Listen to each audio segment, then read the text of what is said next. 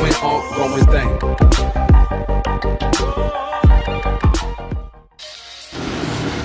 Assalamualaikum, terima kasih yang sudah mengklik video ini. Ini perihal bagaimana cara membuka seal shock pada Honda Beat, bisa diterapkan juga pada Matic Honda lainnya yang baik dan benar, supaya tabung shock tidak retak atau belah. Sekarang keadaan shocknya sudah dibuka semua, as udah dibuka dari motornya dan dari tabungnya. Sekarang gimana cara membuka seal shock yang udah lama dan kotor, pasti berkarat di dalamnya, rentang sekali. Kalau kita nggak tahu caranya, belah. Ini di sini juga bautnya udah macet karena motor sudah lama sekali. Untuk baut L-nya macet nih, caranya digedor saja pakai L6, insya Allah dapat.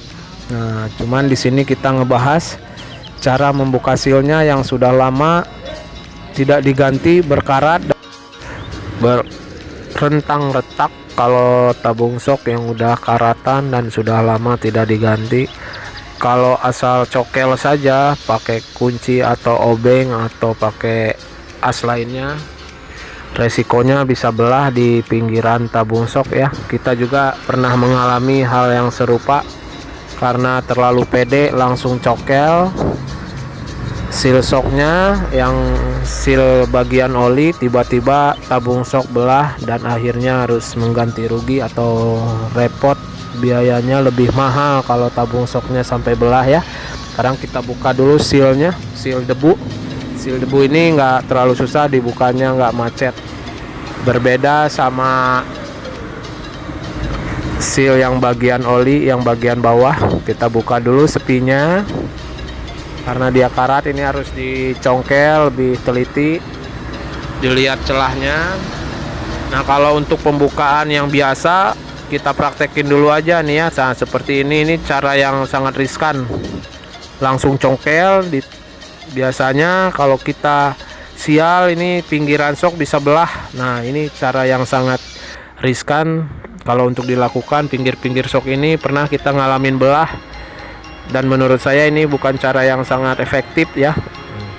Nah, cara yang efektif seperti ini. Jadi supaya pinggiran shocknya nggak belah, kita pakai obeng min yang sudah tajam lah. Sebisa mungkin ditajamkan dulu obeng minnya, kita gurinda itu di pinggir. Nah, setelah tajam obeng min itu, fungsinya nanti pahat bagian pinggir tabung shocknya yang dekat seal itu wajib kita runcingkan dulu, kita tajamkan obeng minnya. Nah, ini cara pertama, langkah pertama. Di pinggiran shocknya kita pukul ya pakai obeng min, lalu kita dorong ke bagian dalam supaya sealnya berbentuk lope gitu, atau lebih lengkung ke dalam, supaya nanti ngasih celah supaya mencokelnya sealnya tidak begitu macet menggrip ke tabung shocknya. Jadi harus didorong ke bagian dalam dulu supaya sealnya tidak berbentuk bulat lagi. Nah, baru kita gunakan cara cokel seperti tadi. Ini khusus seal shock yang udah berkarat total dan macet. Nah, baru dicongkel seperti ini ya. Nah, kenapa? Karena kalau bentuknya sudah tidak bulat, seal shocknya nih kayak gini, dia memberi space atau ruang lebih mudah untuk mencokelnya, karena dia sudah tidak berbentuk bulat dan tidak menggigit 100% ke tabung shocknya ya sahabat ya. Itu poin cara membongkar seal shock pada tabung shock yang sudah lama tidak diganti seal dan oli shock, yang penuh karat, jadi tidak pecah ke pinggiran tabung shocknya. Nah, untuk cara memasangnya, seal kita pakai smash, dia ukurannya sama smash Grand atau Karisma. Nah, seal yang baru seperti ini, kita menggunakan alat memasukkan sealnya bearing berukuran 6301, sangat pas sekali. Kalau yang nggak punya, cari saja benda yang berukuran sebesar sealnya, lebih kecil sedikit. Nah, posisinya nanti kayak gini. Nah, setelah kayak gini, kita pukul dengan palu secara merata ya sahabat ya. Sebelumnya dibersihkan dulu seluruh kotoran karat yang ada di tabung sok sampai bersih dan tak ada sama sekali debu-debu atau pasir yang menempel pada tabung sok ya sahabat ya. Pakai bensin sebersih mungkin. Nah, udah bersih baru kita gunakan cara seperti tadi, seal dimasukkan dulu, baru pukul pakai bearing berukuran 6301. Ya, pakai palu ya sahabat ya, palu yang berukuran agak besar. Harus ngepas kanan kiri, jangan sampai miring ya. Sampai bearing ini mentok dan kita perhatikan apakah seal udah di bawah garis. Nah, kalau udah di bawah garis kita masukkan spinya ya sahabat ya.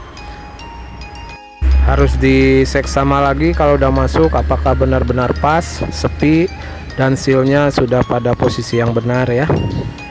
Baru pasang seal debu seperti ini. Pukul saja pakai tangan karena seal debu tidak perlu dipukul pakai palu. Cara yang kedua, sealnya dilakukan cara yang sama, dipukul dulu pakai tangan, udah gitu pakai bearing 6301 dipukul pakai palu perlahan-lahan kanan kiri sampai merata, sampai terasa mentok itu bagian bearing saat dipukul keras. Lalu dilihat lagi apakah sudah di bawah garis batasannya. Kalau udah ya udah, berarti pas. Kita pasang lagi spinya. Semoga informasi membuka seal sok yang sudah lama dan berkarat dan tidak pecah terhadap tabung sok bermanfaat. Semoga bermanfaat dan jangan lupa di subscribe ya. Makasih. Assalamualaikum.